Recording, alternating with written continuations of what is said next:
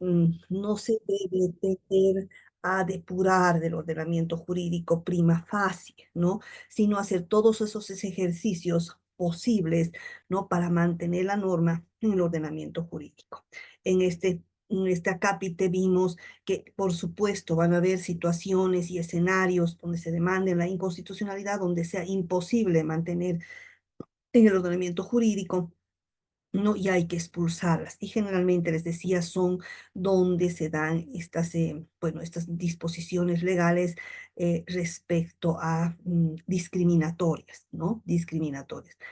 Puede ser que se dé una sentencia, la disposición legal quede sin efecto totalmente o se reduzca una parte del texto o al final estemos dentro de las sentencias típicas y haya una sentencia que se declare evidentemente inconstitucional, lo que hace de que no se pueda obviamente volver a formular, ¿no?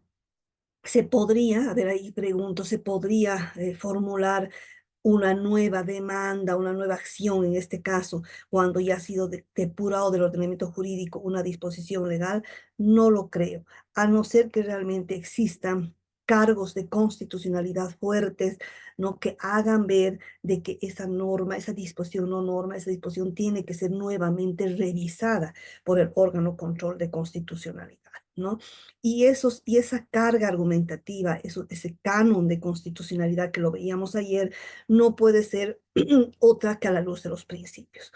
O sea, si realmente ha cambiado un escenario jurídico de tal manera, no, de tal manera que a través digamos, incorporar nuevamente esa norma, esa disposición, perdón, como parte del ordenamiento jurídico, pues lo que conllevaría es que ella sea más progresiva, sea más favorable, esté protegiendo a un sector de la población, porque sabemos que estamos dentro del enfoque diferencial.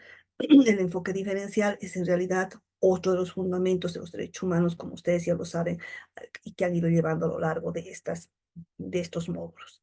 Hemos visto también a propósito la diferencia entre disposición y norma, ¿no? Que es una diferencia que se ha hecho a partir de la doctrina para justamente ver que la disposición, digamos que es la forma lata, la forma literal, donde está obviamente el dispositivo legal, no sé, en un estatuto económico, pues el decreto, pues resolución no judicial, ¿no? Y ya la norma es el sentido que le das a esa disposición legal a través de estas distintas formas, hablando de nuestro módulo atinente, ¿no?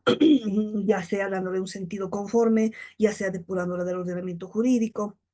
Y ahí también ya les adelantaba anoche y les decía que hay sentencias, obviamente las típicas y las atípicas, o también ustedes van a encontrar las que son las interpretativas, ¿no? Y las no interpretativas. Al final las típicas son las que están establecidas en nuestro código de la materia y también en nuestra ley fundamental, en un pequeño desarrollo, donde o declaras la constitucionalidad o declaras la inconstitucionalidad, ¿no? No habría, digamos, mayor problema, pero ya las sentencias típicas es cuando le das esa interpretación desde y conforme mantienes en el ordenamiento jurídico, pero mantienes desde una interpretación que esa es la válida de ahora en adelante, ¿no? Ahí también en este punto trae a colación algunas sentencias constitucionales, generalmente por razones de discriminación que ha sido depurado absolutamente el ordenamiento jurídico. Por ejemplo, hablando de sentencias interpretativas donde se ha reducido una parte del texto constitucional, es el caso que les comenté de las mujeres que podían asegurar a sus esposos, ¿no? Siempre y cuando los mismos hayan sido declarados inválidos, ¿no? Esa parte de la declaración de invalidez, esa parte se ha suprimido, ¿no? Se ha suprimido y ya no, obviamente, esa disposición ya no va a ser entendida de esa forma. Esa es una sentencia interpretativa reductora, ¿no? Por ejemplo. Vimos además cuál es el canon de constitucionalidad y para poder enfocar y ver ese objeto a la luz del canon de constitucionalidad es hacer esa confrontación de la disposición con el texto y el bloque, ¿no? No es posible efectuar un ejercicio del control de legalidad, es decir, una resolución de menor jerarquía con una relación de mayor jerarquía. No, se confronta la disposición directamente con nuestro techo constitucional. Y para ello también vimos que tienen que confluir tres elementos, ¿no es cierto? Tres elementos que es justamente, entre otros, la norma de carácter general, ¿no? Además, las normas que se consideran inconstitucionales y que se están reclamando de inconstitucionales y los elementos fácticos que van a sostener, obviamente, esos dos primeros elementos. Bien, eso es en resumen una pequeña contextualización de lo que vimos ayer. Ahora, sentándonos un poco a lo que son los principios en el ejercicio del control de constitucionalidad, ustedes los tienen ahí, yo voy a ir desarrollando y trayéndoles siempre a colación eh, sentencias constitucionales. Eh, Antes de iniciar mi contenido, ustedes saben, y tal vez valdría la pena, ¿no? Decirles en unos minutitos todo, absolutamente todo, como han podido advertir a lo largo de su maestría en Derecho Constitucional que ya está culminando, tiene su base en los principios constitucionales o en los principios que hacen a la naturaleza de cada una de las acciones, como en este caso. No es la excepción. Entonces, la acción de constitucionalidad abstracta, concreta, tiene sus principios que son, ¿qué es el principio? El principio es el que fundamenta, ¿no? El principio es el criterio rector, a partir del rector se hace la valoración crítica, ¿no? La valoración crítica y el ejercicio interpretativo. Entonces, realmente es fundamental y fundamentadora de todo ejercicio, en este caso, del control de constitucionalidad a nivel normativo. En el caso ustedes pueden ver la lámina, ahí están establecidos. En el caso de la presunción de constitucionalidad, pues el mismo nombre lo dice y lo sabemos, ¿no es cierto? La presunción de constitucionalidad no es otra cosa de presumir, obviamente, la constitucionalidad de una disposición legal, entre tanto no establezca el Tribunal Constitucional su inconstitucionalidad. ¿Por qué se ha establecido? Se ha establecido obviamente por razones de seguridad jurídica, de vacíos jurídicos, porque puede ser peor, ¿no es cierto? Puede ser peor, ¿no? El remedio que la enfermedad. Entonces, la finalidad es rodear a esa norma jurídica, ¿no? De seguridad jurídica, entre tanto el Tribunal Constitucional no intervenga. Ahí también viene una crítica, ¿no, colegas? Que es justamente que el Tribunal Constitucional, pues mientras no se le toque la puerta, ¿no? Y no se demande la inconstitucionalidad de una norma, pues no hace nada, ¿no? Y les comentaba ayer ya que debería existir una autocuestión de constitucionalidad, ¿no? Porque al final y al principio también el Tribunal Constitucional está llamado a eso, ¿no? El Tribunal Constitucional es el máximo contralor de constitucionalidad, como ustedes saben, y está llamado obviamente a que las normas, a que las disposiciones que conforman el ordenamiento jurídico, pues no sean inconstitucionales o ni siquiera haya duda razonable acerca de su inconstitucionalidad, ¿no? Entonces, la presunción de constitucionalidad, en tanto no sea declarada la inconstitucionalidad, pues gozan de plena constitucionalidad, de plena validez, establecido además como un principio rector en el artículo 4 del Código Procesal Constitucional. Bien, ahora,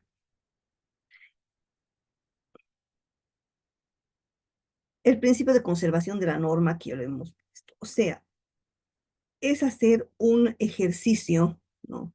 Todos los ejercicios posibles, como habla algún autor, de descarte, ¿no? Para conservar la norma en el ordenamiento jurídico. El intérprete, que no es otra cosa que, en este caso, un tribunal constitucional concentrado, encargado de conocer estas acciones de inconstitucionalidad abstracta, tiene que realizar ese juicio, por eso se dice juicio, es un juicio de valoración, de constitucionalidad, prefiriendo siempre conservar la norma legal, ¿no? Por supuesto, siempre que ello sea posible, ¿no? Hacerlo bajo una interpretación compatible con el bloque de constitucionalidad. No se va, obviamente, forzar esa situación. En una sentencia constitucional, si ustedes recuerdan, pero hay tantas, llegó, bueno, es que hay tantas disposiciones tan arbitrarias, ¿no? Pero esta, y también con razones discriminatorias, se partió. que ya ha sido depurada hace añísimos, ¿no? Del Tribunal Constitucional. Es una sentencia donde se prohibía en los delitos de contrabando las medidas sustitutivas a la detención preventiva. Entonces se demandó, y hablando de estos principios, ¿ustedes creen, a partir de este principio de conservación de la norma, bueno, y hay otros más que en este caso no le vienen, no, podría ser posible que esa norma continúe vigente o sea parte de nuestro ordenamiento jurídico? De ninguna manera, ¿no? Y ahí también se partió, como les decía, de razones discriminatorias, de por qué hicieron una comparación analógica, ¿no? ¿Por qué en los demás delitos que se cometen sería posible acceder a medidas sustitutivas a la detención preventiva y no sería posible en los delitos de contrabando? ¿No? No encontrando, obviamente, el Tribunal Constitucional ninguna razón justificada, ¿no? Justificada que amerite tal decisión, ¿no? Entonces, en ese caso es imposible efectuar o traer a colación y hacer prevalecer un principio de conservación de la norma. Otra sentencia constitucional.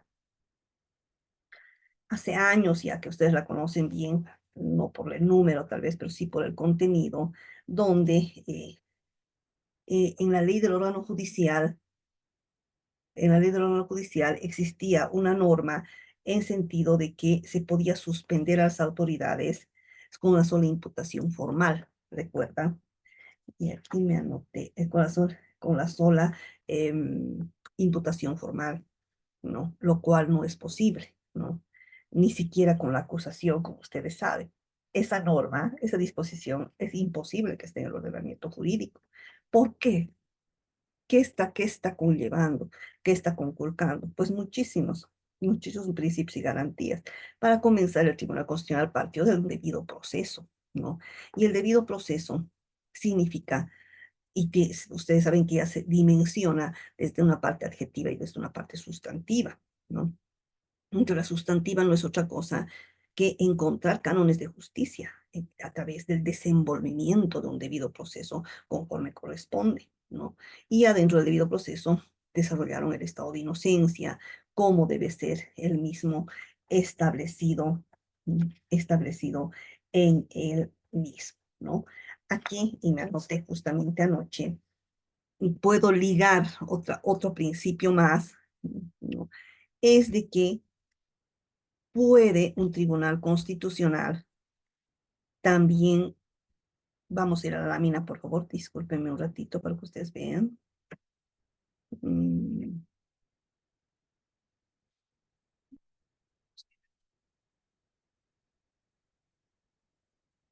Y ya, puede haber un principio de congruencia extensivo, ¿no?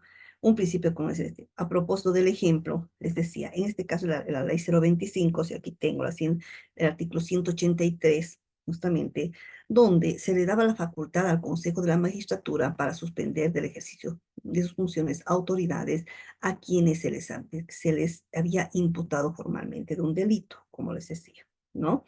Entonces aquí se partió, obviamente, del debido proceso como límite a la potestad, en este caso disciplinaria, que se tiene.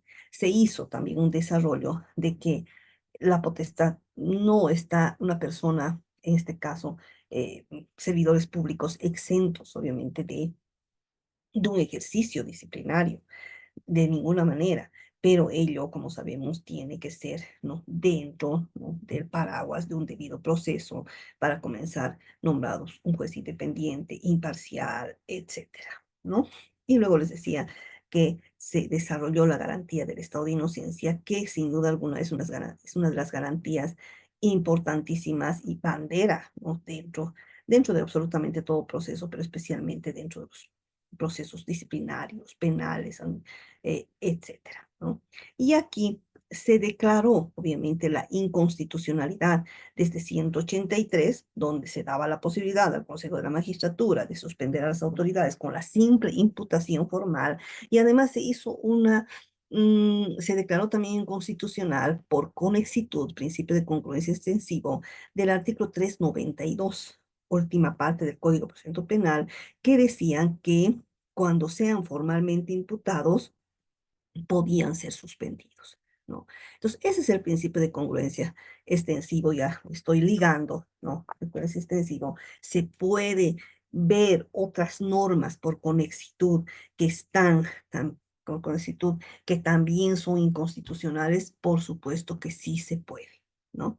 Ahora, otro principio, la actuación a instancia de parte. Como les decía, el Tribunal Constitucional, a mi criterio, ustedes me dicen si coinciden o no, atenta a sus intervenciones. La actuación a instancia de parte, para mí, es una línea demasiado restrictiva, es un principio que no debería existir. No debería existir una autocuestión de inconstitucionalidad en dos perspectivas, ¿no? Una de las perspectivas cuando están conociendo una acción, ¿no? Están conociendo una acción, entonces, y ahí viene, ahí se presenta esta disposición legal o disposiciones legales que hacen ver y que surge en el intérprete la duda razonable acerca de su constitucionalidad. Entonces, para mí, debería actuar de oficio. Y además, no solamente al conocer las acciones, ¿no? Sino en cualquier eh, en, en cualquier instancia, o sea, si el Tribunal Constitucional es el órgano máximo de control de constitucionalidad y que entre otras funciones tiene el controlar el ejercicio del poder, ¿no? El ejercicio del poder, si está viendo, es el escenario, es la poesía constitucional, ¿no?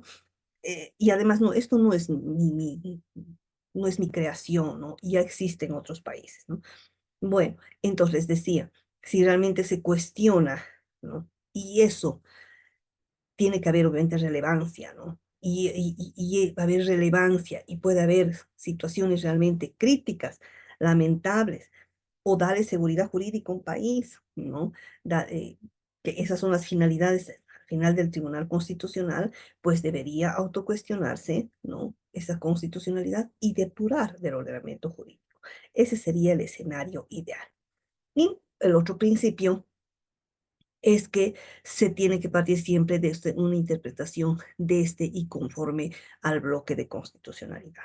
Esta interpretación, como ustedes van, en este caso, un ejercicio del control de constitucionalidad desde y conforme a la Constitución y al bloque de constitucionalidad.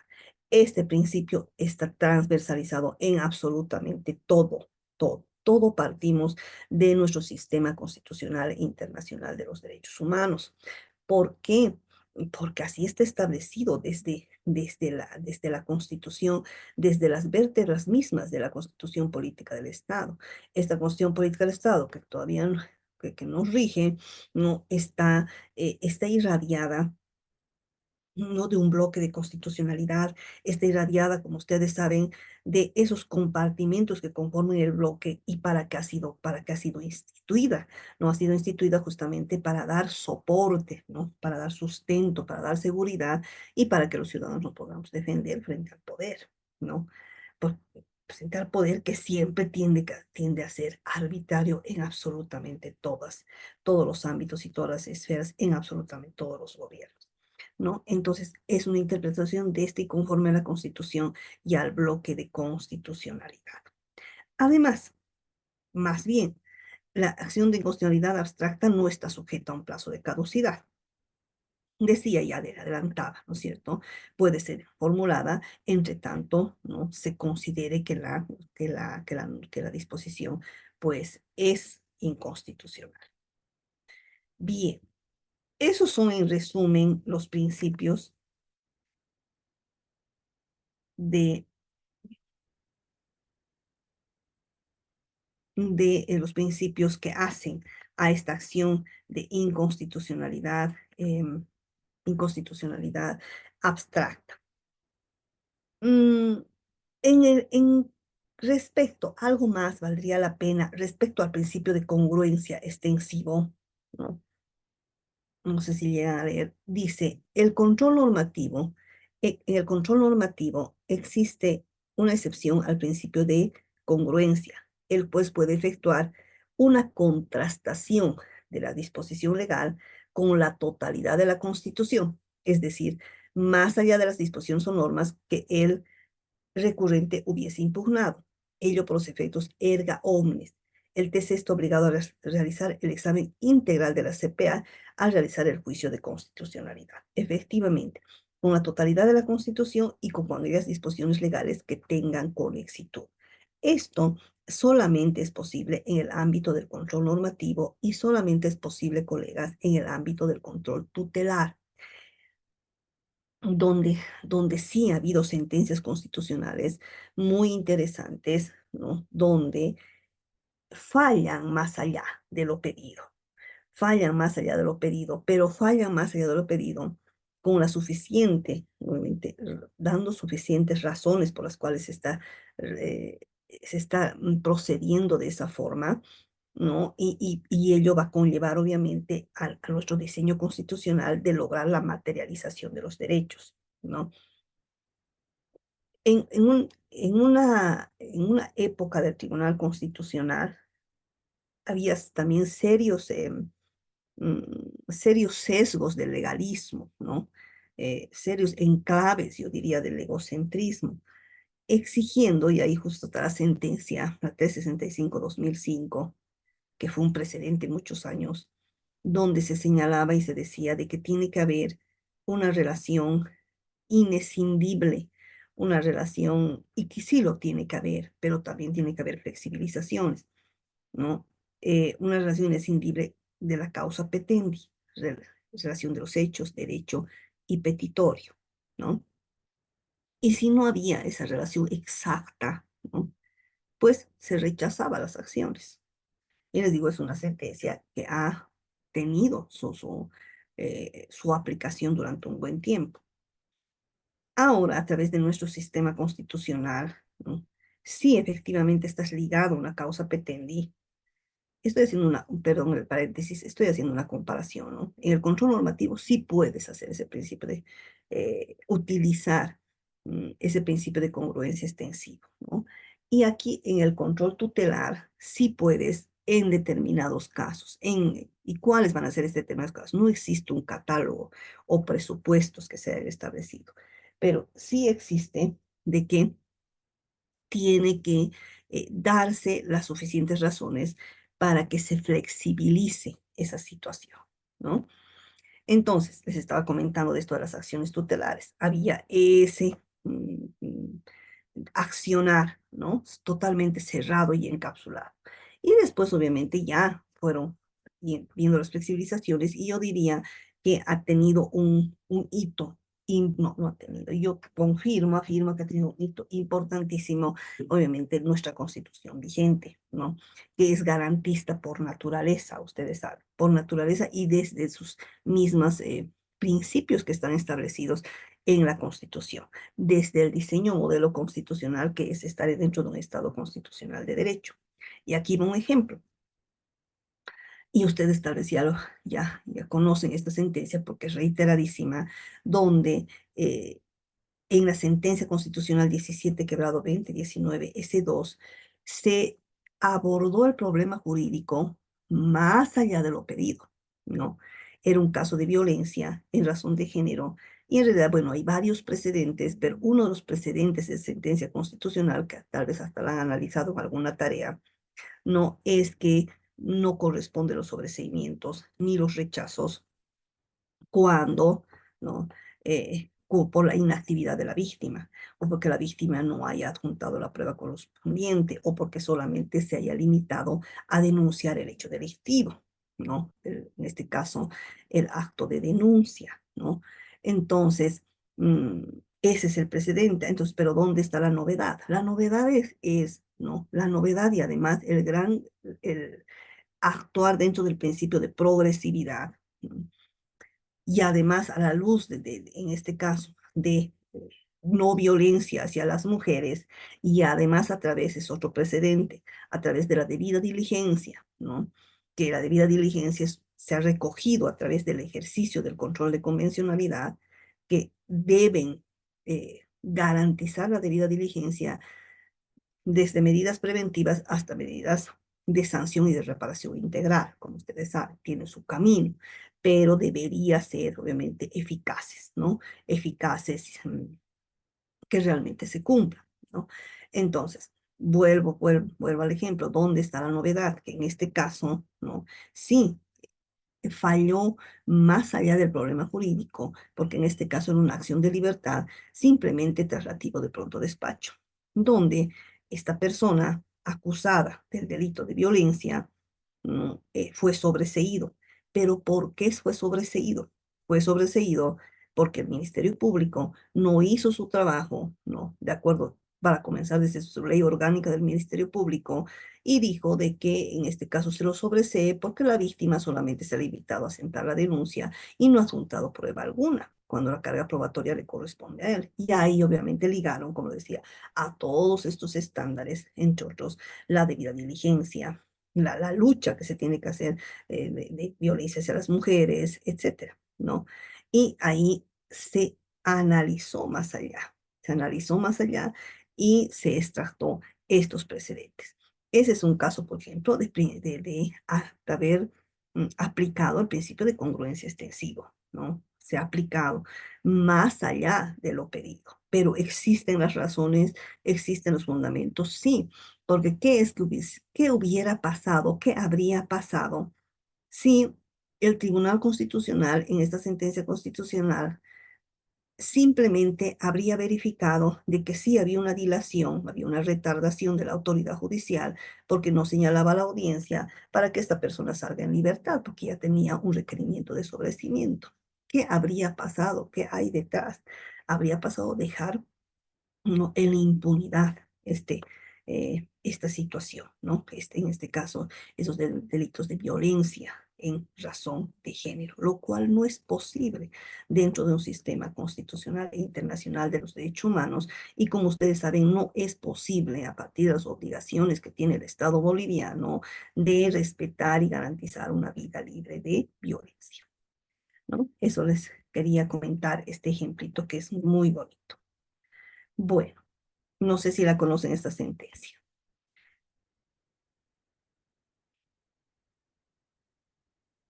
Bien, vamos a ir pasando porque si no, no nos va a alcanzar. Esto, colegas, es el bloque, ¿no?, que yo consigné en esta, ¿no?, pero que ya no lo consigné, que conforme el bloque, cómo ha sido el transcurrir del bloque de constitucionalidad, que ustedes ya lo tienen establecido, me imagino. Si no, por favor, presta a sus comentarios, a sus preguntas, ¿no? Como ustedes ya están culminando esta maestría en Derecho Constitucional, tienen que tomar en cuenta siempre el bloque de constitucionalidad, que es yo lo que repito en los módulos. Uno, el bloque de constitucionalidad. En segundo término, tienen que tomar en cuenta las pautas interpretativas constitucionalizadas o los principios y valores de carácter plural, ¿no? La doctrina del estándar jurisprudencial más alto también tienen que tomar en cuenta. Son herramientas, y el ejercicio del control de convencionalidad, ¿no? Todo eso constituyen herramientas de imprescindible aplicación mm, para poder construir, que no sé hasta qué punto se ha construido, pero para poder construir nuestro sistema, ¿no? Nuestro sistema constitucional, ¿a la luz de qué? A la luz de los derechos y garantías constitucionales. Para ello, tienen que tener ustedes muy, muy bien establecido lo que conforma el bloque de constitucionalidad. Me pregunto, ahora que estamos en un escenario tan complicado, ¿no? Realmente un escenario, yo diría, de una crisis multifactorial. ¿Qué pasaría si eh, a los gobernantes que van a venir se les ocurriría que ya no tengamos un bloque de constitucionalidad, ¿no? Y digamos que se haga una reforma parcial de la Constitución, una reforma parcial de la Constitución, y diga, ya no necesitamos del bloque, o sea, ya no necesitamos instrumentos internacionales de derechos humanos, porque ustedes saben que cuando se quiere encontrar fundamentos, bueno, fundamento entre comillas, pueden aflorar muchos, aunque sean arbitrarios. ¿Por qué? Porque nosotros somos un país soberano y no necesitamos de instrumentos internacionales de derechos humanos y tenemos una constitución garantista. Estoy haciendo un ejercicio. ¿Qué pasaría en los hechos? A ver, les voy a dejar en el tintero para conversar dos preguntas, y a lo que les hice anoche, y esta, para conversar después del break. Bien, Avanzando nuestro contenido. Es muy interesante, ¿no? Esta acción de inconstitucionalidad abstracta. Y con esto voy a ir unos 15 minutos más y voy a ir concluyendo esta primera parte. ¿Qué normas son objeto de control? Las leyes, ¿no? Ahora, tiene que ser leyes de carácter general, ¿no? Les decía ya, ayer les adelantaba, eh, no es cualquier disposición, como por ejemplo una circular, un contrato, ¿no? Que al final, efectivamente, un contrato va a tener consecuencias jurídicas y va a reatar a las partes contratantes, pero no tiene, como hemos aprendido en nuestras aulas universitarias, esa norma, ¿no? Ese carácter de norma, de ley de carácter general. Eso es importante, ¿no? Incluye la ley de reforma constitucional, a propósito de las voces que hay, pero se escucha de todo. La ley de reforma constitucional, sí, solo respecto a los vicios de procedimiento, ¿no? Mm, Se podría, a propósito de las voces, como les digo, de una reforma parcial de la Constitución, por ejemplo, escuchaba que es urgente que se vuelva a una nueva mm, a la antigua designación de las autoridades judiciales, a través de la meritocracia, por ejemplo, ¿no? Sí, se podría, pero no se puede hacer una reforma total, como ustedes saben, ¿no? Eso amerita una asamblea constituyente. A partir, además, de la pluralidad de fuentes normativas, ingresan estatutos autonómicos, cartas orgánicas, ¿no? Leyes emanadas de las ETAs, dentro de su facultad legislativa, decretos supremos, eh, ordenanzas, resoluciones, etcétera, salvo las judiciales, ¿no? Bien, sobre esto que me parece que consigne, porque me parece de lo más práctico, para que ustedes sepan qué se puede y qué no se puede en este ámbito que estamos viendo. No se ejerce con ejercicio del control de constitucionalidad respecto a resoluciones judiciales, ¿no? No respecto a resoluciones administrativas que no tienen carácter normativo, no respecto a disposiciones generales emanadas de entidades privadas. ¿Por qué resoluciones administrativas que no tienen carácter normativo? Porque les decía, las normas tienen que tener el carácter de norma, las disposiciones tienen que tener el carácter de norma, ¿no? Es decir, aquellas que establecen normas jurídicas, establecen algo jurídico. Y las resoluciones de carácter administrativo que resuelven casos concretos, pues no son normas jurídicas y por lo tanto no forman parte del objeto del control de constitucionalidad, ¿no? Emanadas de entidades privadas, ¿no? No es posible porque se hace ejercicio el ejercicio del control del poder, ¿no? Y en este caso, las emanadas de entidades privadas, pues no están dentro de ellas, ¿no?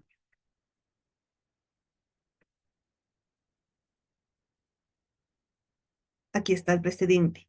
Los actos producidos por particulares o de derecho privado en general están también excluidos de la acción de inconstitucionalidad, por lo mismo son impugnables a través de las acciones de tutela. Tampoco se puede, colegas, respecto a circulares administrativas, contratos, no procede contra normas de naturaleza tributaria porque se tiene el recurso contra tributos, por ejemplo, ¿no? No se puede contra circulares, ahí está el precedente constitucional.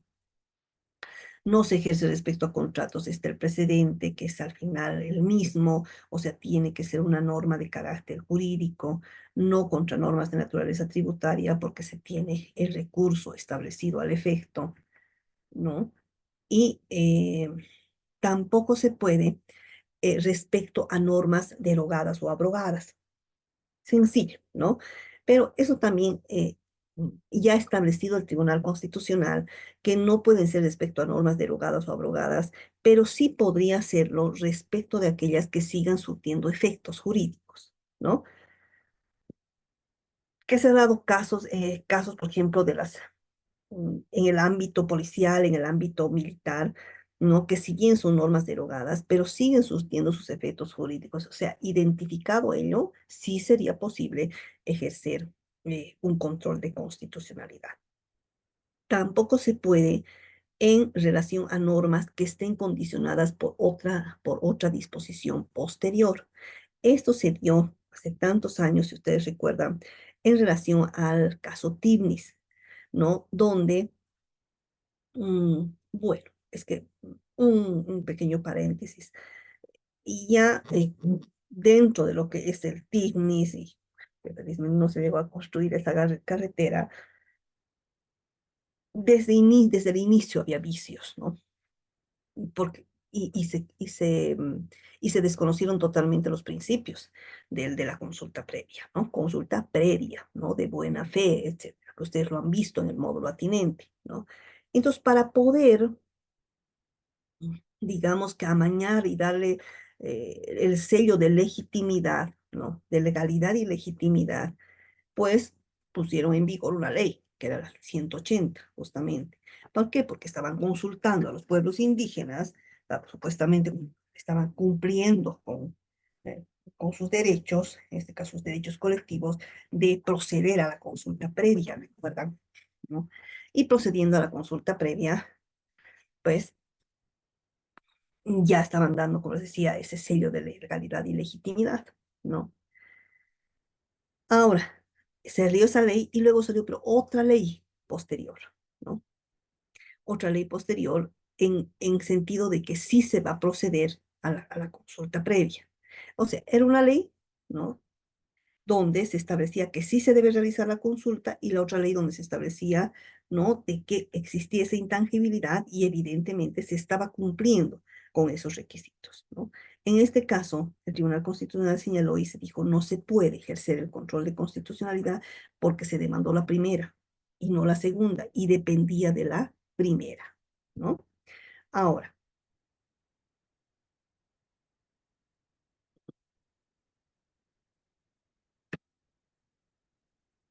bien.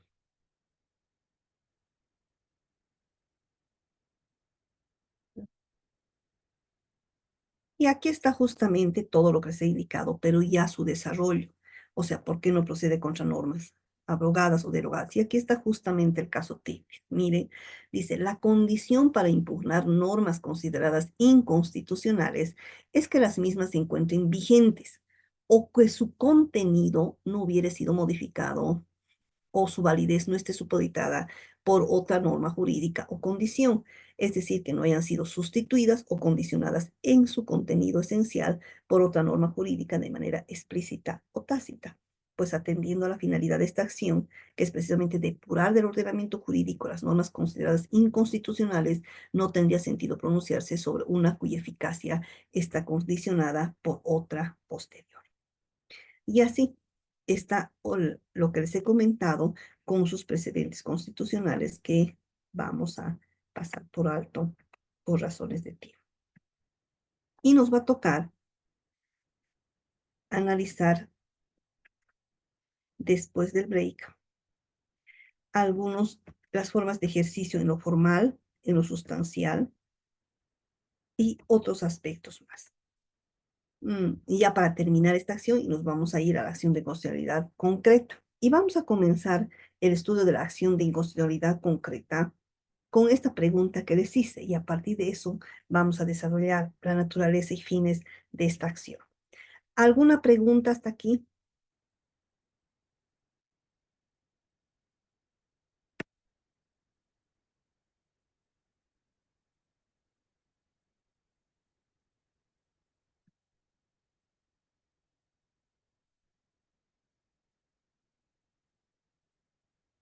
No. Bueno, estimada, mm, vamos a entrar en un break y va a tener que ser 9:18, 9:30, 19.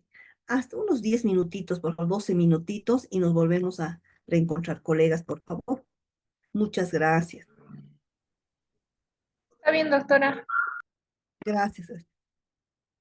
Grabación.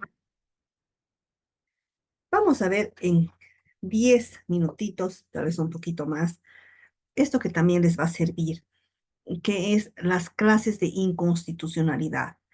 Existe, y ya referí anoche, una inconstitucionalidad por la forma, una inconstitucionalidad por el fondo, también puede haber una inconstitucionalidad por omisión y también puede haber una inconstitucionalidad sobreviniente.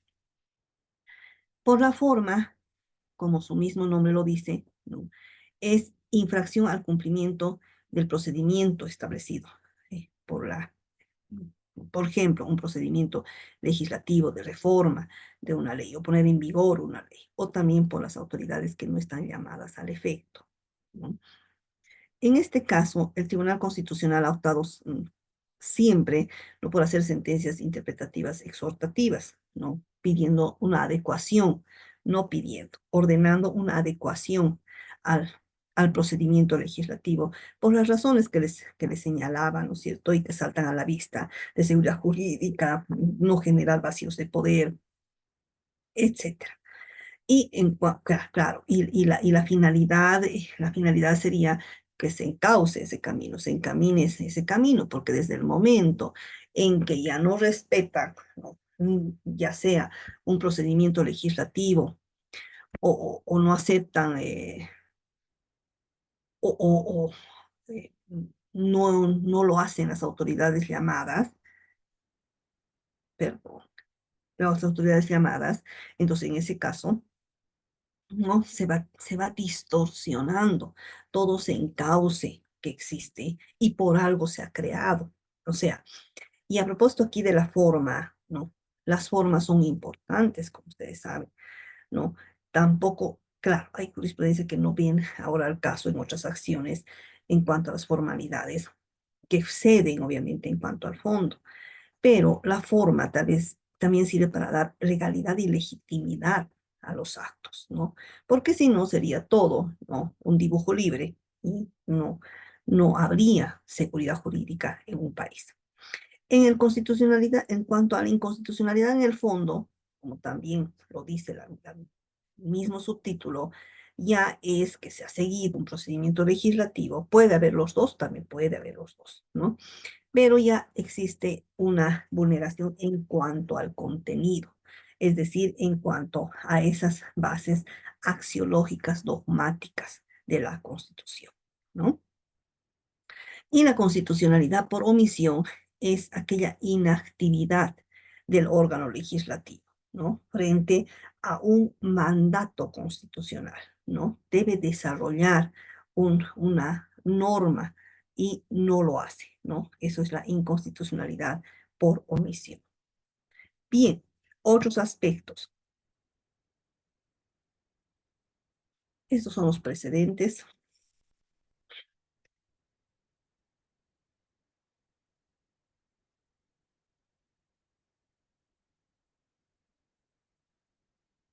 Y aquí están estos elementos constitutivos de la inconstitucionalidad por omisión.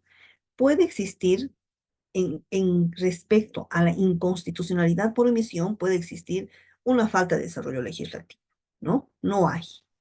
eh, o sea, de la norma constitucional.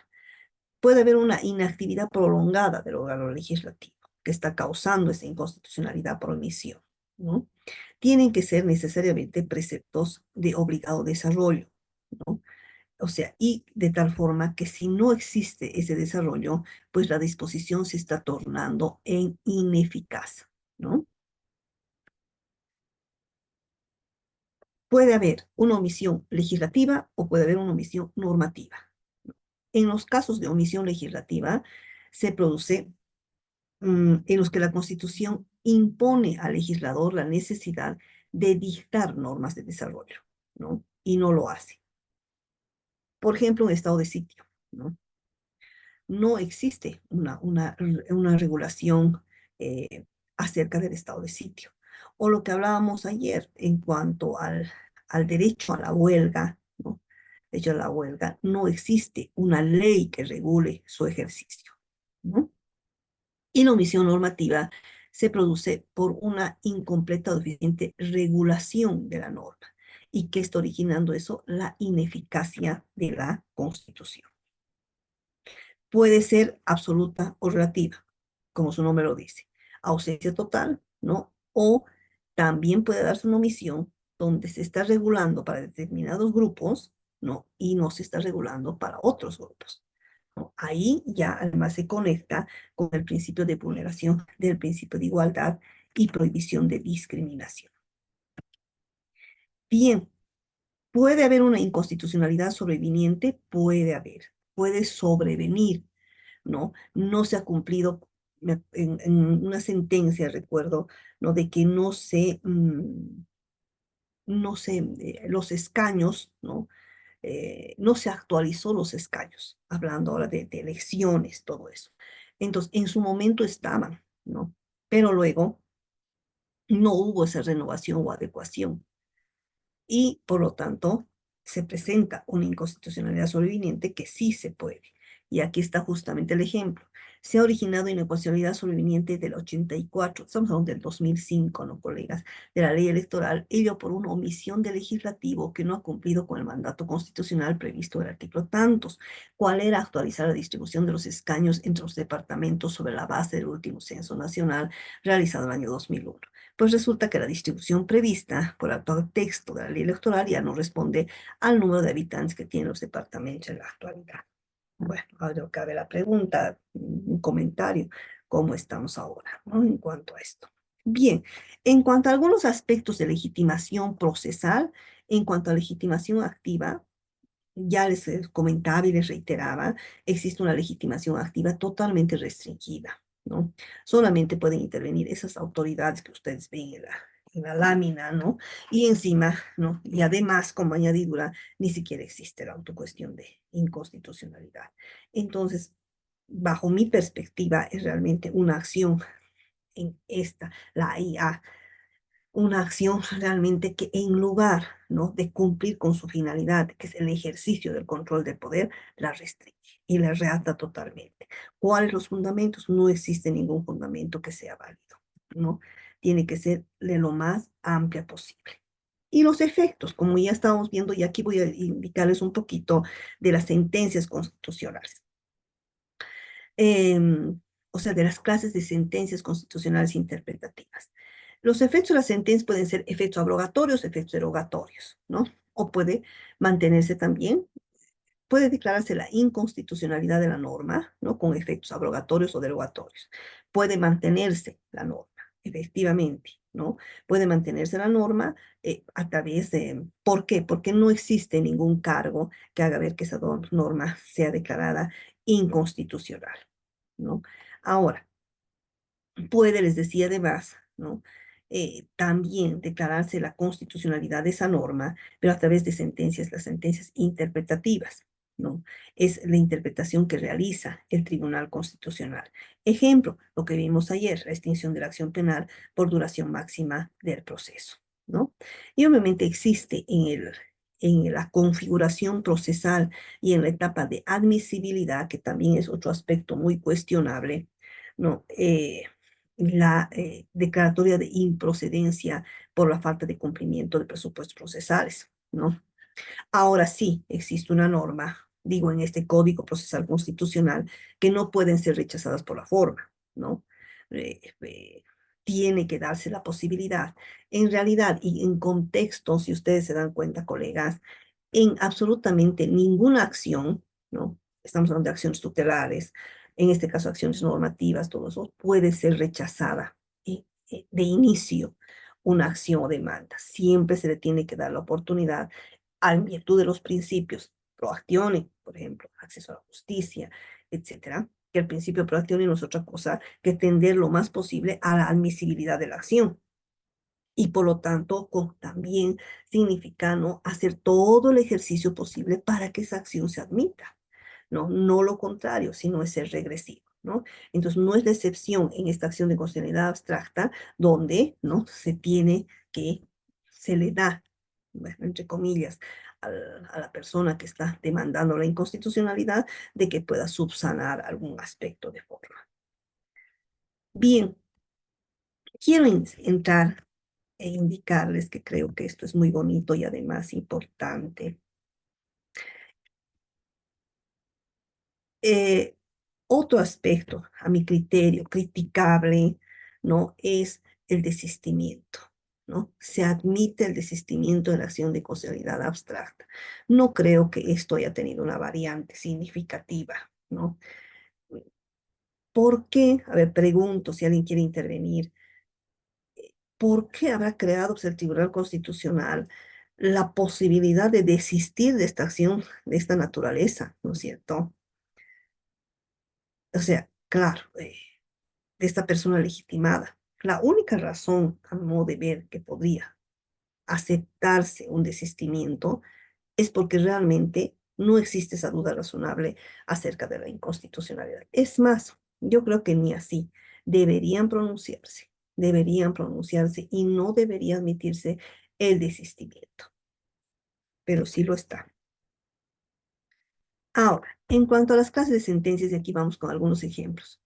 Les decía, hay sentencias típicas, las atípicas, también van a encontrar ustedes con sentencias las interpretativas, ¿no? Las típicas o las ordinarias no son otra cosa que las que desestiman y estiman, ¿no? Declaran la constitucionalidad porque existe una coincidencia entre la disposición legal y el bloque de constitucionalidad, y las estimatorias que declaran la inconstitucionalidad porque existe obviamente los suficientes cargos de inconstitucionalidad que hacen ver precisamente que esas disposiciones legales no deben estar en el ordenamiento jurídico, ¿no? Esa digamos que es la clasificación típica, la clásica, ¿no? Y a las sentencias interpretativas o atípicas son las que ameritan, a partir del principio de conservación de la norma y lo que les señalé, este relacionamiento que tiene que existir, no, sentencias interpretativas que ameritan varios sentidos. Y como ameritan varios sentidos, pues le damos un sentido acorde, le damos un sentido compatible, obviamente, un sentido respetuoso, ¿no? Entonces, conservamos a veces la disposición legal o se reduce una parte de la disposición legal o se añade una parte también, puede ser, ¿no? Entonces, y eso ha, bueno, entre las sentencias buenas, digamos, momentos del Tribunal Constitucional, eso ha dado lugar, obviamente, a darle mayor consistencia al ordenamiento jurídico, ¿no? Ejemplo, aquí está. Aditivas o integradoras, como su nombre lo dice, adiciona texto, ¿no? Ahorita voy a englobar los ejemplos, ¿no? No se anula la disposición, pero se agrega un nuevo contenido al enunciado normativo, ¿no? Ahora, puede haber también sentencias reductoras, como su nombre dice, reduce, ¿no? Nos reducen, ¿por qué? Porque esa reducción, esa parte que se está reduciendo, pues es inconstitucional, es ambigua, es oscura y está generando, obviamente, que esa disposición sea ineficaz. Pueden sustituir también, ¿no? Sustituye una parte de la norma por otro texto, ¿no? Esto no es siempre compartido dentro de un Estado legislado de derecho, ¿no? Porque dicen que está legislando, ¿no? Pero en realidad el Tribunal Constitucional se convierte muchas veces en legislador positivo porque tiene que darles ese sentido a esa norma. Obviamente, ¿dónde está el límite? De que si le estás hallando un sentido compatible y realmente estás actuando de acuerdo a la Constitución y al bloque de constitucionalidad y estás actuando de acuerdo a todas nuestras bases principistas y axiológicas, no tendría por qué haber, ¿no? Discusión alguna. Es más, le estás dando contenido y base, sustento, seguridad a esa disposición legal. Una sentencia aditiva es la que traje a colación acerca de la extinción de la acción por duración máxima del proceso. Se ha añadido a esa disposición legal de que efectivamente no se le ha negado la extinción de la acción penal por duración máxima del proceso, pero existen ciertos requisitos que se tienen que cumplir, ¿no? Una vez que se cumplan esos requisitos, y si así se comprueba, porque esto es todo un problema, ¿no? Si así se cumple, sí, se dará curso a este instituto, ¿no?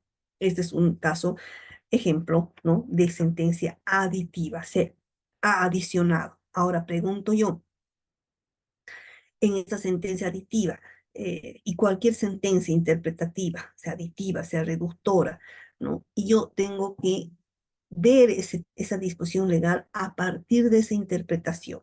Ya no puedo ver a partir de esa disposición legal cómo está como está en X cuerpo normativo, sino a partir de esa interpretación que le ha dado el Tribunal Constitucional. Una sentencia aditiva también es la que le estaría a colación el día de ayer.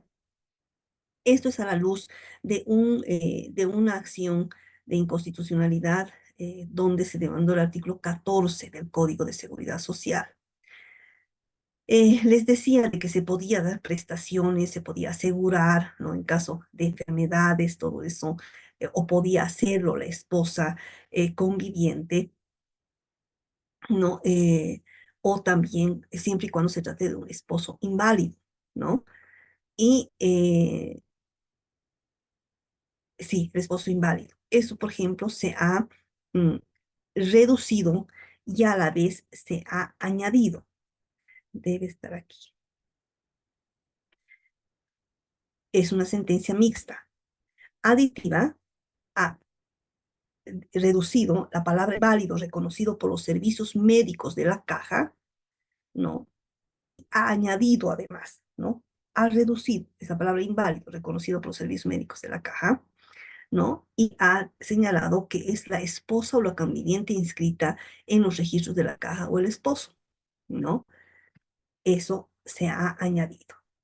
Una sentencia aditiva también es, si ustedes recuerdan, esa sentencia la seguimos utilizando, la 1036-2002, bueno, que tiene muchos precedentes, pero uno de ellos es el término de los 6 meses de la etapa preparatoria, reconocido en el 134, que se computa desde la última notificación con la imputación formal, ¿no? En este caso, ha adicionado y se tiene que entender de esa forma, ¿no? Otra sentencia aditiva es la que les comentaba, 17/2019 C2, en el caso de violencia en razón de género, donde se introduce la debida diligencia, ¿no? Que debe estar en todo proceso a través de medidas de prevención, de investigación, de reparación y de sanción con reparación integral de daños. Ahí se ha adicionado, esta es una sentencia interpretativa, ¿no? En el caso con perspectiva de género, en el caso de los varones, violencia en razón de género, ¿no? No voy a entrar a lo que es violencia en razón de género porque no corresponde a este módulo. Pero en el caso de violencia en razón de género hay una sentencia también aditiva, que es la sentencia 394/2018 S2, ¿no? Donde se ha señalado de que se va a poder proteger a los varones, ¿no? Cuando sean víctimas de violencia en razón de género, siempre y cuando se encuentren en una situación de vulnerabilidad y sean víctimas de violencia en razón de género. Y eso tiene obviamente su fundamento, ¿no? En situación de vulnerabilidad, porque tiene que haber, es que aquí hay una explicación larga, tiene que haber esas relaciones de poder. Esa es la violencia en razón de género. Cuando hay género, construcciones sociales, culturales, económicas, etcétera, que están dando lugar a la violencia en razón de género, ya sea para hombres o para mujeres, ¿no? Entonces, que se encuentre en una situación de vulnerabilidad porque tiene que haber relaciones asimétricas de poder. Al margen de lo dicho, esa es una sentencia adictiva. Y también es una sentencia que está en sujeción al principio de progresividad y favorabilidad y además a través del descuento de una interpretación extensiva del artículo 5 de la ley 348, donde entonces ese artículo 5 de la ley 348 ya tiene que ser interpretado de esa forma. Seguramente esa sentencia o yo las he comentado o han visto en otros escenarios. Otra sentencia aditiva en relación, por ejemplo, a medidas cautelares. En relación a medidas cautelares y en relación a violencia en razón de género, para poder proteger integralmente a las víctimas de violencia en razón de género, se toma en cuenta, al margen de lo que está establecido en la ley, la situación de vulnerabilidad de la persona. Y ahí va a entrar necesariamente el ciclo de violencia, ¿no? Va a ingresar la conducta precisamente que tiene el agresor, la agresora, ¿no? En los casos de violencia. Y además las medidas de protección inmediatas y eficaces. Es otra sentencia también interpretativa, integradora, como ustedes ven. Les decía en algún momento que esto no solamente se ve en los escenarios de las AIAs o de las AICs. También en las otros mecanismos constitucionales, en este caso, por ejemplo, es una acción tutelar, ¿no? Eso les quería comentar que les va a servir, así lo considero. Bueno, ahora, mientras yo cargue la acción de inconstitucionalidad concreta, que vamos a ver una horita, ¿no? Les pregunté anoche, les dije de que eh, a propósito de la autocuestión de constitucionalidad, si es posible, no es posible, qué pasaría dentro de un proceso, y ya les contextualizaré muchas cosas, ya lo hice además, dentro de las acciones de inconstitucionalidad concreta, no sabemos que emerge la misma, no es posible demandar la inconstitucionalidad dentro de los procesos judiciales o administrativos, ¿cierto? Dentro de los procesos judiciales o administrativos, ¿quién promueve esta acción? ¿Quién promueve esta acción? Puede ser de oficio, dice, o a instancia de parte.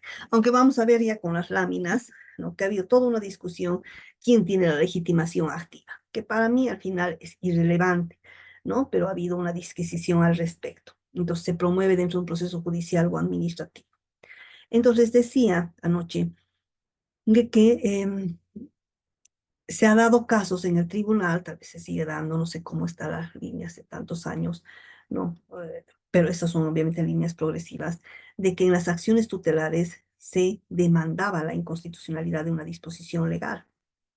Entonces, y les ponía en los dos escenarios, ¿no? Y obviamente en el medio tiene que estar todo este telos del sistema constitucional. O sea, por un lado está demandar la inconstitucionalidad dentro de una AIC, ¿no? Dentro de una, dentro de una acción de amparo constitucional, demandar la constitucionalidad porque está dentro de un proceso constitucional, ¿no? Que tiene, que cobija, obviamente, que recoge muchos principios que hacen a su esencia, como ser un mecanismo rápido, inmediato, etcétera, versus, ¿no? Mantener una norma que se está fundamentando y se está diciendo que es inconstitucional y que por lo tanto esa resolución no puede salir, esa resolución no puede pronunciarse sobre la base de esa disposición o disposiciones legales que se están precisamente tachando de inconstitucionales, ¿no? Eso les decía. A ver si alguien quiere eh, intervenir mientras yo cargue las láminas. ¿Qué opinan de todo esto que han ido ustedes viendo en el desarrollo de sus módulos? Yo les decía en algún momento que al final, y es lo cierto, nuestro derecho constitucional, hablando puramente, ¿no? Y además es un derecho constitucional de los derechos humanos, se funda no en otra cosa que en una adecuada interpretación y argumentación jurídica. Y esa interpretación y argumentación jurídica ha tenido su punto de, eh, su bandera, ¿no? Y su hito a partir justamente de los tres principios, no se olvide, de los tres principios que es la directa aplicabilidad, la directa justiciabilidad y la igualdad jerárquica de derechos, ¿no? Entonces ahí ha adquirido. Y además esa directa aplicabilidad y directa justiciabilidad, igualdad jerárquica, lo que hace es enfatizar ese valor normativo de la Constitución y el bloque, ¿no? Entonces, por ahí siempre, ese es el punto de partida. Ese es el punto de partida. Bien, no sé si están en clases, si alguien quiere intervenir, por favor.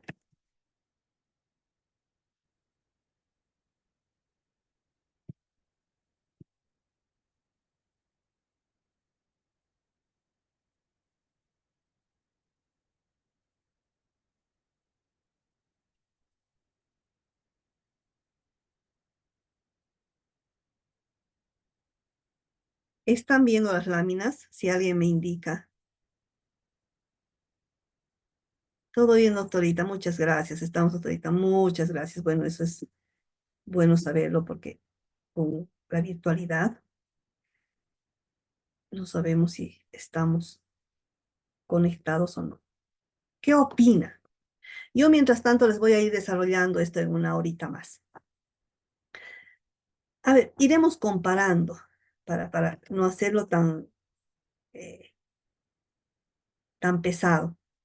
Mm, Ustedes han podido ver que la acción de constitucionalidad abstracta, ¿no? Pues tiene sus principios rectores, es directa, es abstracta justamente, es objetiva, ¿no? Es de carácter correctivo a posteriori, no está sujeto a un plazo de caducidad si hablamos de principios. Efectivamente, hay un principio de congruencia extensivo también aplicable en la acción de constitucionalidad concreta. Siempre se parte de una interpretación y desde un ejercicio del control de constitucionalidad desde y conforme, ¿no? Eh, Además, tanto en la acción de constitucionalidad concreta, obviamente gozan también de presunción de constitucionalidad, por supuesto. En cuanto a la actuación de instancia de parte y en cuanto a la legitimación, actúan, como les decía, ya sea de oficio o a petición de parte, ¿no? Dentro del proceso judicial o administrativo. La autoridad judicial tiene la facultad de no dar lugar a esa acción de constitucionalidad abstracta, ¿no? Pero lo tiene que hacer a través de una resolución debidamente fundamentada. Y esa resolución debidamente fundamentada va en revisión al Tribunal Constitucional, ¿no? ¿Quién es el que se debe pronunciar si realmente la autoridad ha actuado bien o ha actuado mal, ¿no? Al igual que la acción de constitucionalidad abstracta, tenemos las disposiciones legales y vemos y confrontamos si esa es compatible o no mm, con el texto constitucional y con el bloque de constitucionalidad, ¿no? Ambas son acciones de defensa, sí, son acciones de defensa dentro del ámbito del control normativo, ¿no? Porque no podemos permitir, bueno, en teoría no se puede permitir, si se está dentro de un sistema constitucional democrático de derecho y de derechos, que existen normas que son inconstitucionales y que eso está, ¿qué ocasión? Vulneración de derechos y garantías constitucionales, ¿no es cierto? Ahí algunos de los componentes y caracteres, digamos que comunes. Entonces, si vamos, acción de causalidad abstracta versus acción de causalidad concreta, el mismo denominativo nos dice, concreta es en un caso concreto, en este caso dentro de un proceso judicial o administrativo. En algún momento les refería también y les decía, no es necesario los hechos, ¿no? Bueno, no es necesario los hechos desde el aspecto de no vincularlos al caso concreto, ¿no? Al caso concreto, menos en una acción de constitucionalidad abstracta. Sí tienes que hacer, hemos visto, ¿no? Los elementos, los tres elementos del canon de constitucionalidad, que son los mismos del canon de constitucionalidad en esta acción de constitucionalidad concreta, ¿no? Y uno de ellos es justamente los elementos fácticos, ¿no? Le tengo que dar los elementos fácticos, porque considero que esa disposición legal es contraria a la Constitución y al bloque de constitucionalidad. Pero además, en la acción de constitucionalidad concreta, tengo que efectuar la suficiente carga argumentativa para establecer y decir por qué se va a aplicar esa disposición legal en la resolución y cómo me va a afectar esa resolución, ¿no? Aplicando esa norma que la estoy cuestionando de constitucional, de inconstitucional más bien, ¿no? Pero ya el Tribunal Constitucional estableció que no solamente, les cuento, es en las resoluciones finales.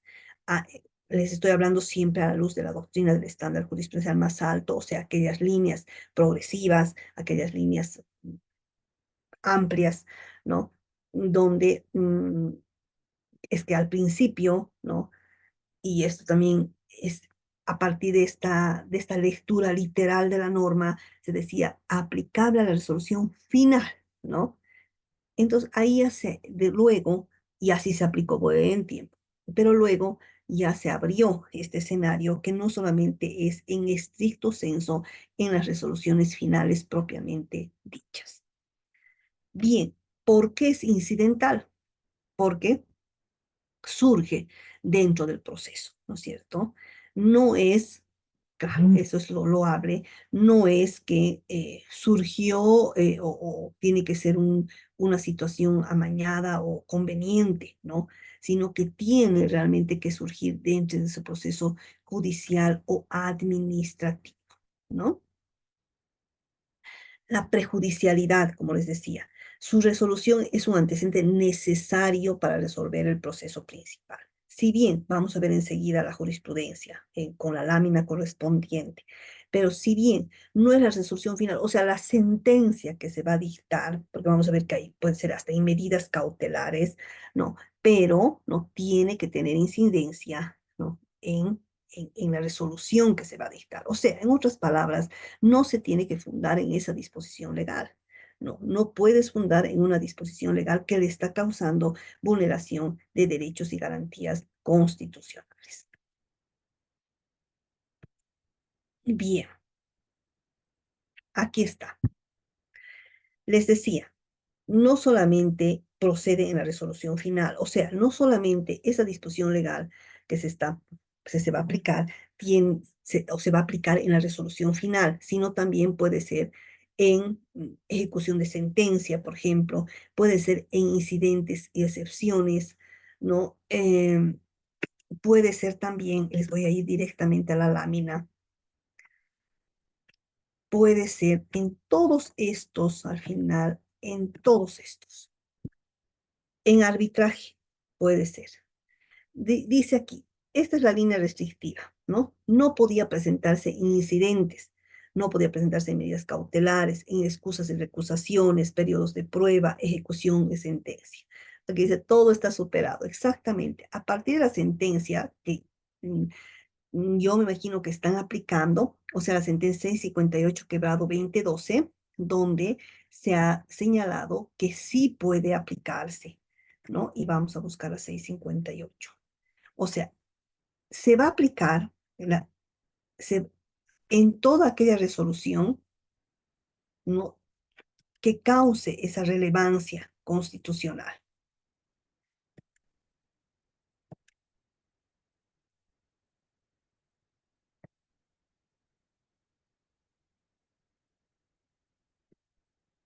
Bueno, entonces, sí es posible plantear en absolutamente eh, toda la hermenéutica procesal, ¿no? Lo principal es demostrar esa relevancia que tiene, ¿no? Y esa relevancia que tiene en esa resolución que se va a dictar. Al igual que la acción de inconstitucionalidad abstracta, no procede obviamente contra normas derogadas o abrogadas, excepto que estén surtiendo efectos.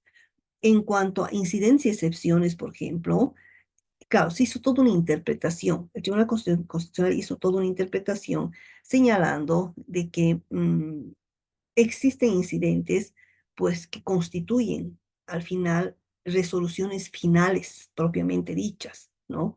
Y que pueden dar lugar a resultados, a los resultados del recurso, del proceso, resultados del proceso que se está sustanciando. Entonces, en este caso, no, si es así, sí se puede plantear en un incidente o excepción.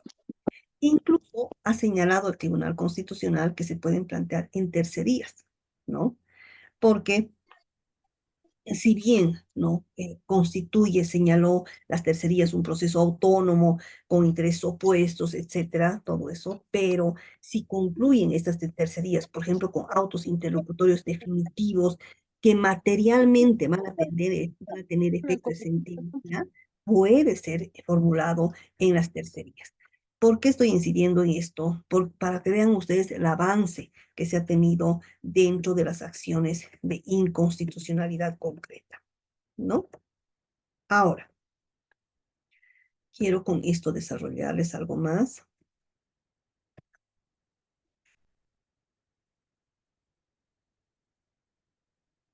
Repito.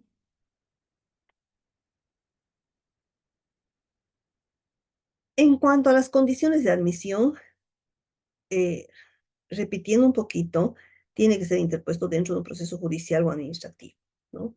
por la autoridad encargada que está sustanciando el proceso, ya sea de oficio o solicitud de parte.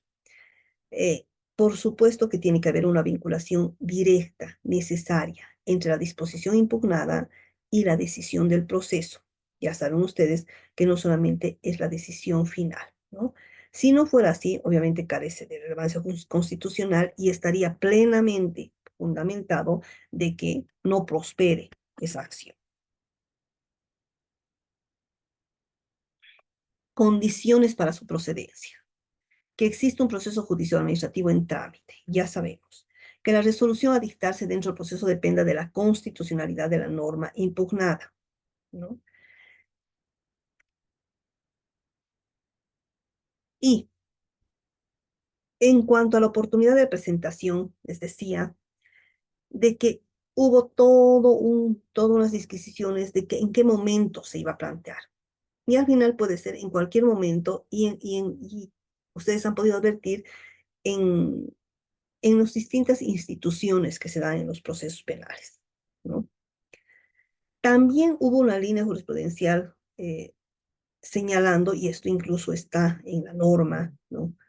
De que es posible formular la acción de inconstitucionalidad concreta hasta antes de la ejecución de sentencia, ¿recuerdan? ¿No? O que no es posible en ejecución de sentencia, porque ya están en ejecución de fallos. Entonces aquí se hizo una interpretación justamente del 81 del Código Procesal Constitucional, ¿no?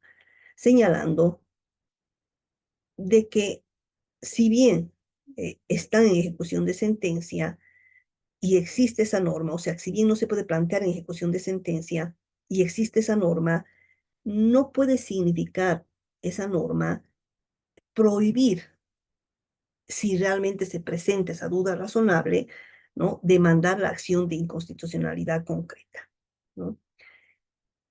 Eh, en síntesis, si en esta fase, o sea, en ejecución de sentencia, la autoridad se cuestiona y dice, sí, realmente aquí existe una duda razonable, ¿no? Y esta, no, esta disposición se va a aplicar en X resolución, ¿no? No tiene por qué poner tapujos y óbices para evitar promover la acción de inconstitucionalidad concreta. Eso también es un avance muy interesante en la acción de inconstitucionalidad abstracta. En cuanto a aspectos procesales, en cuanto a la legitimación activa, les decía, hubo voces en un sentido y en otro sentido, que quién tiene la legitimación, ¿para qué importaría? Para efectos obviamente de reclamar, ¿no? En una parte se dijo que la legitimación activa la tenía solo el juez, ¿no? Que promueve el recurso. Y en otras sentencias constitucionales, ahí están los autos, autos, ¿no? La tienen ambos, el juez y la que se le solicita promueva el recurso, ¿no? Al final se llegó a determinar, ¿no? Que tienen, obviamente, legitimación pasiva, bueno, la parte, ¿no? Porque si bien la autoridad es la que promueve, ¿no? Es la que promueve, ya sea de oficio o a petición de parte, pero quien está pues involucrado dentro del proceso en cuestión, obviamente es el sujeto procesal, ¿no? Entonces, quien tiene la legitimación pasiva es justamente el sujeto procesal. Bien, esto, antes de explicarles esto, y ya para, yo creo que hasta ahí vamos a tener que avanzar hasta las 10:30. Vamos a dilucidar esto para hacer una pausa, lo que les decía. Eh,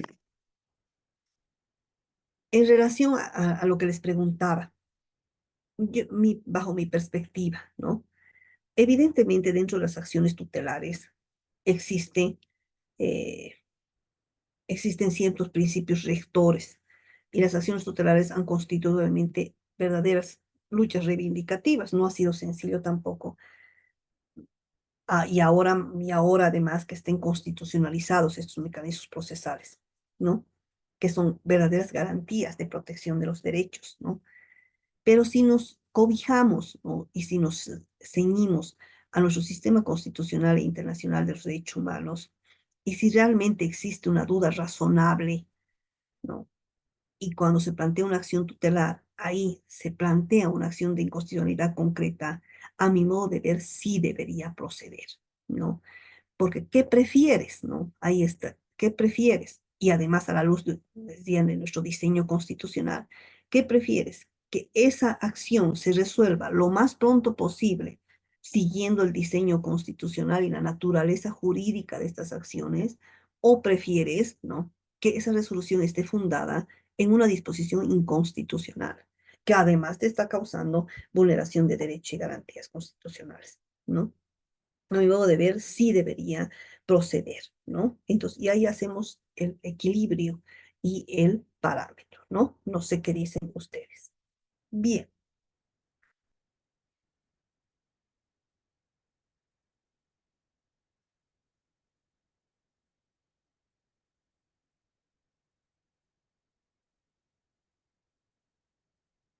el juez, una vez, la autoridad, una vez que conoce la acción de constitucionalidad concreta, puede admitirla o puede rechazarla. Si es que la rechaza, continúa nomás el proceso, ¿no? Continúa, no suspende el proceso judicial o administrativo, ¿no? Y además ha establecido el Tribunal Constitucional que tampoco impide el pronunciamiento de la resolución o sentencia. Puede. ¿Por qué? ¿Con qué argumento? Con el argumento de que como el juez no tiene esa duda razonable acerca de la inconstitucionalidad de la disposición legal, pues funda nomás la resolución en esas disposiciones legales, ¿no? Entonces, no se suspende. Entonces, y ahí está la jurisprudencia donde dice que el juez continúa con el proceso y dicta resolución, ¿no? Pero ahí viene también el candadito y el muro de contención para la autoridad. Va a pronunciar resolución, le dice en esta sentencia constitucional, siempre y cuando, ¿no? La norma admita, o la disposición en este caso, admita una interpretación conforme a la Constitución, ¿no? Entonces, en caso de rechazo, continúa la autoridad hasta pronunciar la resolución final. Lo que dijo el Tribunal Constitucional, como va en revisión al Tribunal Constitucional, será el Tribunal Constitucional quien se pronuncie en última instancia y vea si realmente esta autoridad jurisdiccional ha actuado en debida forma o no ha actuado en debida forma.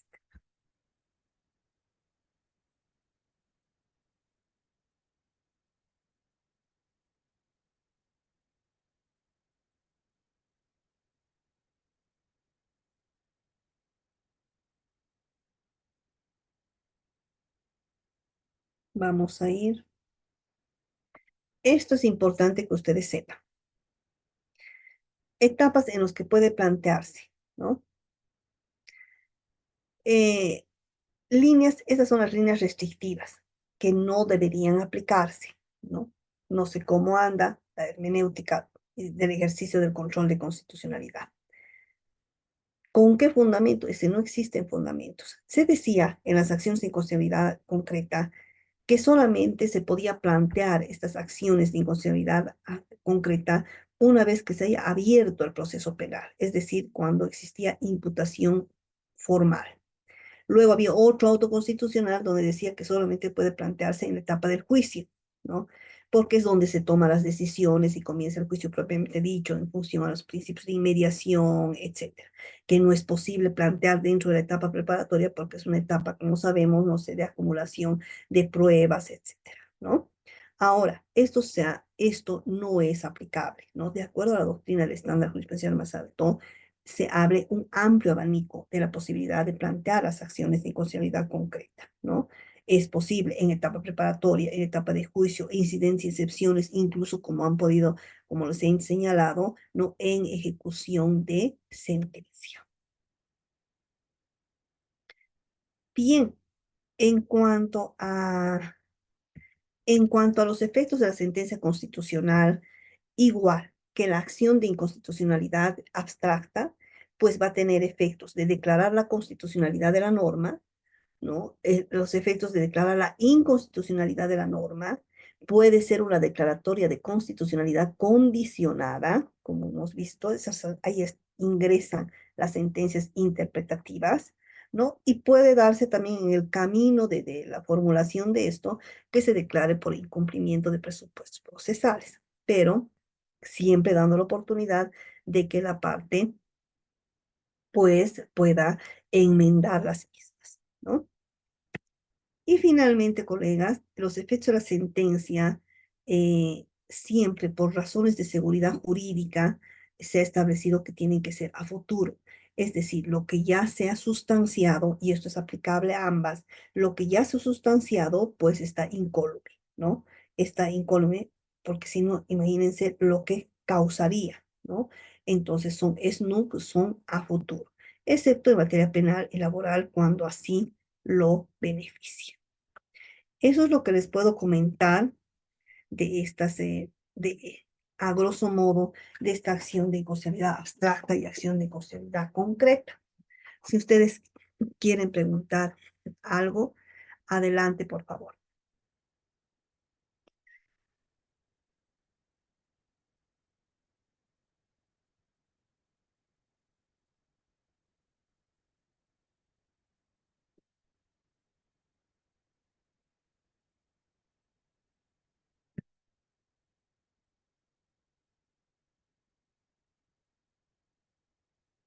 Cuando existan así disposiciones legales que son claramente, les decía, discriminatorias, ¿no?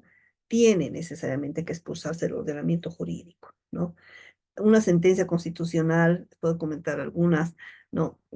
Decía de que las mujeres podían desempeñar determinados trabajos, excepto cuando éstas vayan estén en contraposición a su honor, o no podían desempeñar determinados trabajos. Les dije anoche, no podían desempeñar determinados trabajos porque se les protegía contra su fragilidad, contra la fragilidad que tenían las mujeres, ¿no? Es que tenemos nosotros una historia, ¿no? Me refiero a Bolivia, ¿no? Con claros sesgos de género y patriarcales. Todas esas normas que hay muy interesantes a propósito, ¿no? Disposiciones legales muy interesantes han sido declaradas inconstitucionales y depuradas, ¿no?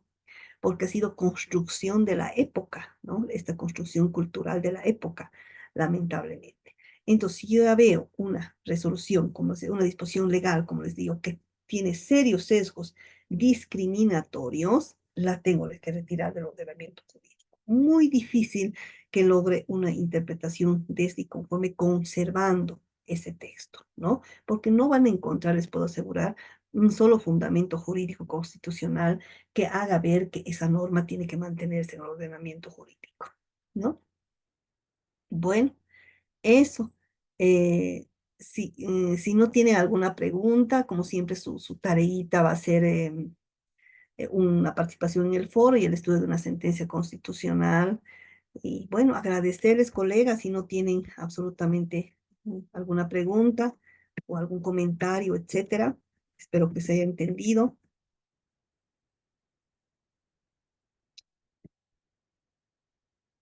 Doctorita, gracias por la clase. Estaba claro, con los ejemplos siempre aterrizamos.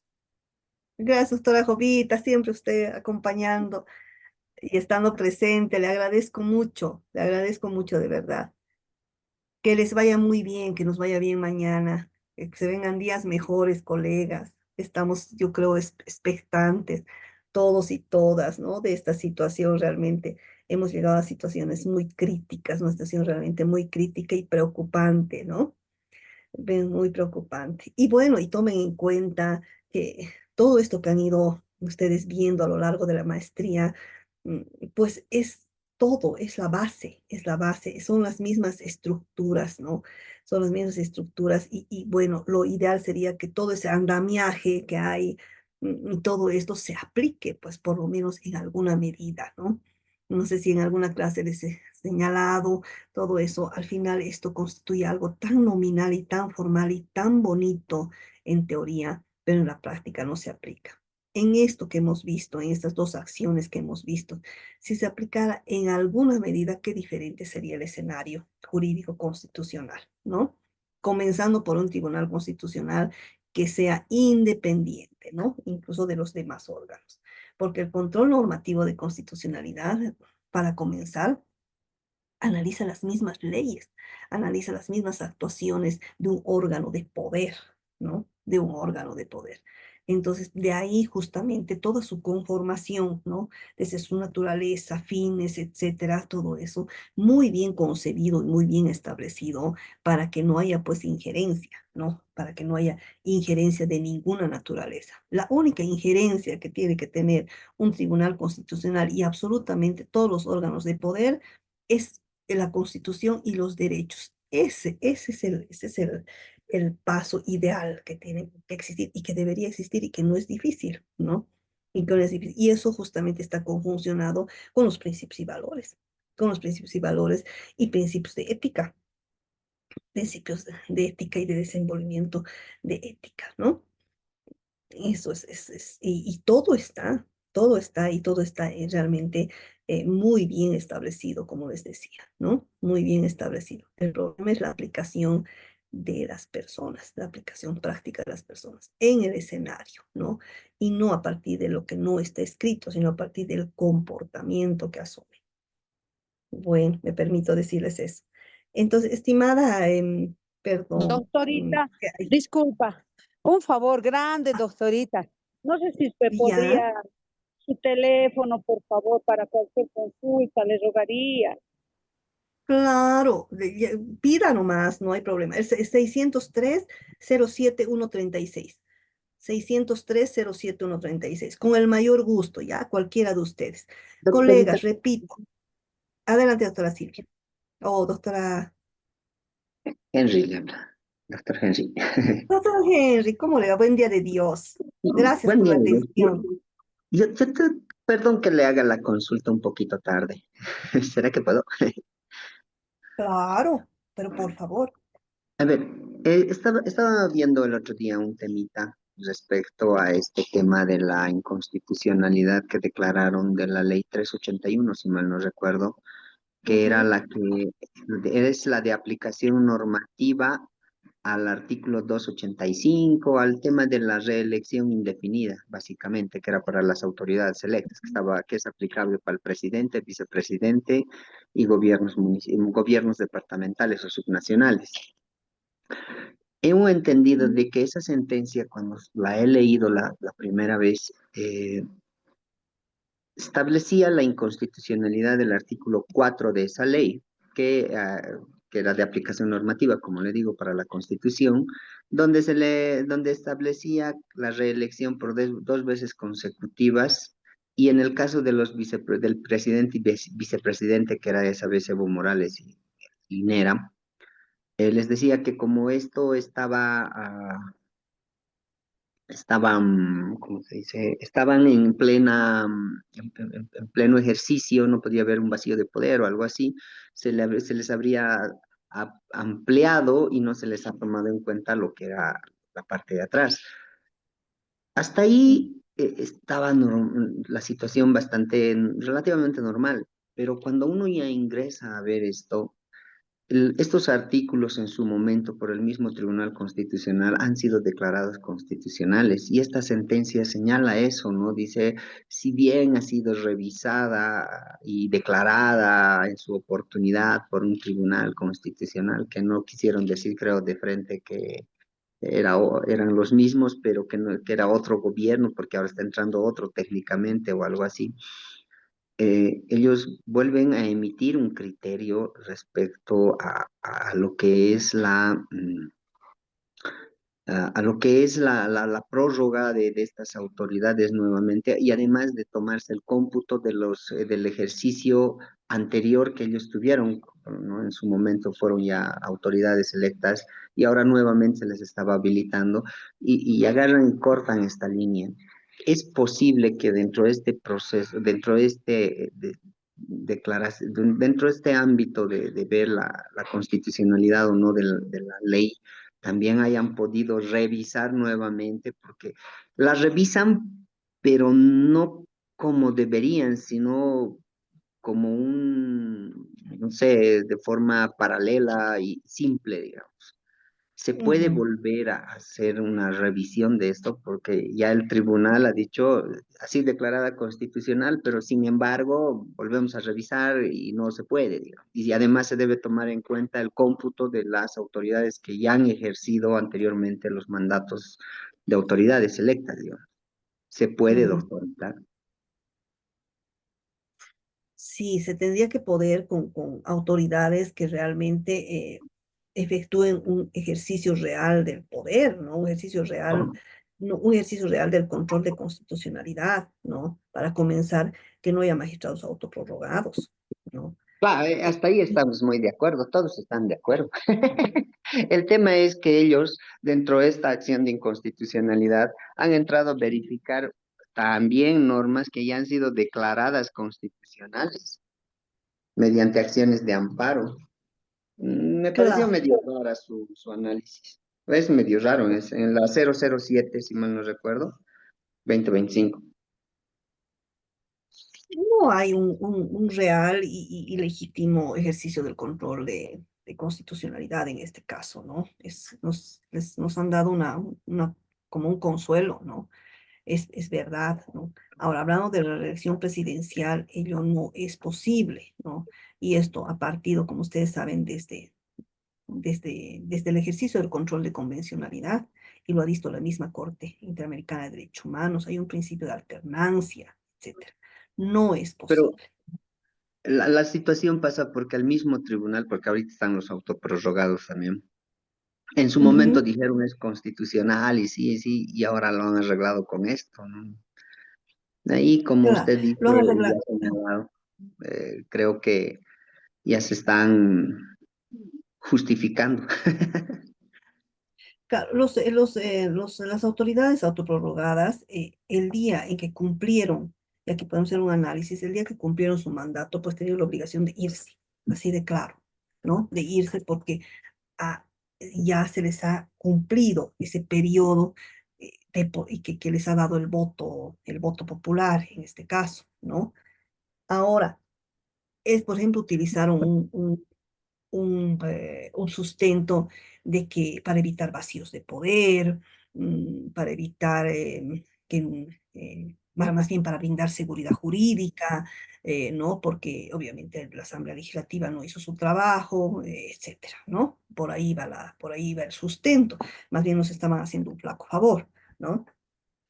Pues Entonces, sí, entonces, a lo que quiero llegar es que eh, no hubiera causado ni siquiera un vacío de poder. Y yo les digo modestamente, cuando yo estuve muchos años en el Tribunal Constitucional, y si ustedes recuerdan, hubo pues igual, o sea, la persecución política siempre ha existido. O sea, el 2009 llegó un momento cuando, 2008 ha sido, el 2008, cuando empezaron, ¿no? A instaurarse juicios de responsabilidad sin ninguna razón alguna a los magistrados, ¿no? Y fueron, obviamente, ante el poder, fueron renunciando a sus funciones, ¿no? Y solamente quedó, recuerdan ustedes, en funciones la doctora Silvia Salame, ahora senadora, ¿no? Ahora senadora. Entonces, en ese momento, ¿no? Igual siguió funcionando el Tribunal Constitucional. Siguió funcionando, obviamente no como se quería, no como se quería, pero de ninguna manera causó un desastre total y un vacío de poder como significaron, ¿no? Entonces se siguió haciendo el trabajo hasta que designe, ¿no? Entonces, eso, por ejemplo, es un argumento que carece de argumento, no hay un argumento como tal, ¿no? Entonces, es todo, al final, está todo concebido de esa forma, ¿no? Todo concebido de esa forma para dar supuestamente sellos de legalidad y legitimidad a este ejercicio del control de constitucionalidad que no es posible, ¿no? Y ahí podemos hablar de estos de estas autoridades que están, que, sobre qué base están sustentando y fallando sus resoluciones, ¿no? Porque ya no tienen la jurisdicción y competencia correspondiente, ¿no? es que, Entonces, perdón que la corte, doctorita, pero aquí también hay un elemento bien complicado, porque en una primera instancia, este tribunal ha declarado constitucional estas normas, todo bien. Y ahora la han declarado inconstitucional a esta norma. Entonces, y con eso lo han inhabilitado al presidente, bueno, a Evo, que quería ser presidente. Entonces, esta última resolución sería ilegal, Sí. ¿o cómo se debería entender eso? Se deberían, sí, es una resolución, es que es un caso bien, bien complejo y bien, bien particular, ¿no? O sea, tendríamos que cuestionar y se tendría que hacer eso. Es que está totalmente ya cuestionado desde su origen, ¿no? Cuestionado desde su origen estos fallos que ha emitido el Tribunal Constitucional, ¿no? Desde su origen, desde el momento que esas personas ni siquiera deberían pronunciarse, ¿no? Porque ya no tienen jurisdicción ni competencia hablando ya del fondo del asunto, que justamente ha sido para inhabilitar a este señor Morales, no, igual, o sea, hemos llegado a un escenario de total inseguridad e incertidumbre jurídica donde no sabemos qué vamos a aplicar, ¿no? Y son resoluciones a conveniencia y a favor, ¿no? A favor del gobierno que está de turno, ¿no? Entonces, ¿qué hacemos en los hechos? ¿No? Qué complicado. ¿Qué hacemos en los hechos? Mm, Nombrar inmediatamente, eso debería ser, ¿no? A ver, esperemos que vengan tiempos mejores y se nombre inmediatamente a los magistrados restantes, ¿no? Porque ellos no se van a poder pronunciar, o sea, porque hay magistrados también del Tribunal Constitucional que han sido elegidos recientemente, y sí, por voto, no todo eso, ellos sí están legitimados, pero no van a poder pronunciarse, ¿no? Entre tanto no haya una verdadera independencia, porque sabemos cómo estamos, ¿no? Entonces, esto amerita, pero borrar absolutamente todo e iniciar de nuevo, iniciar de nuevo, ¿no? Y además, y en los hechos, mm, si es a futuro, además, tendría que analizarse bien. Es que es un contexto realmente muy especial, un contexto realmente muy sui generis, muy particular, el que se ha presentado, ¿no? Sí, doctor Henry, amerita. mm, Sí, Amerita un estudio muchísimas muy, gracias, muy doctora. sesudo, muy detallado, sí. Muchas gracias, Bueno, doctora. no, por favor, a usted.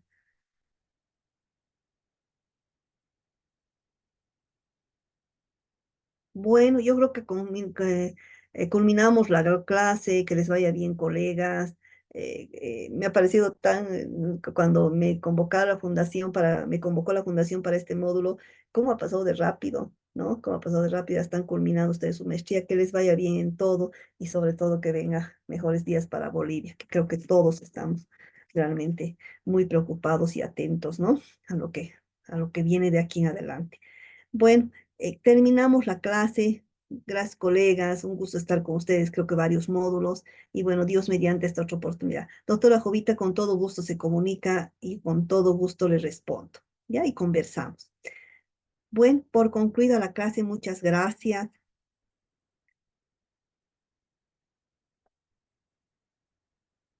Gracias, doctora. Doctor Muchas Jorge, gracias, Gracias, doctora, que doctora. le vaya bien. Gracias, Nos doctorita. vemos, muy Muchas gracias, bien. doctorita. a ustedes. Gracias, gracias. Muchas gracias, doctora, por acompañarnos Doctorita, las hay dos. un... ya. Muchas gracias muchas gracias a ti, a la Fundación. Muchísimas gracias. Y hasta otra oportunidad, Dios mediante. Muchas gracias por convocar. Que tenga un buen fin de semana, doctora.